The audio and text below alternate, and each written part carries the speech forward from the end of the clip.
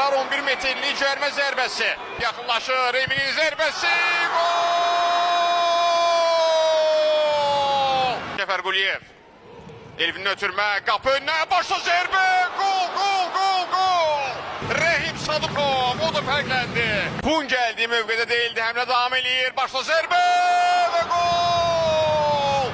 Gol, gol, gol, gol, gol, gol, gol, gol! Türmə qapımız qarşısına Abdullah Haybullayev orada. Penalti. Qərar penaltidir. Belə başa düşdüm. Sarı vərəqə hətta. Novan Filip. Topa yaxınlaşdı. Onun zərbəsi hesab 3-1 olur. Lucia fərqi azaltdı.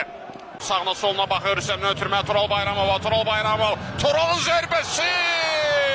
4-1. Tural Bayramov. Ayxan Hüseynov rəqimi cərmə meydanında. Ayxandan qapı qarşısı ötürmə. Başla zərbə. Gol.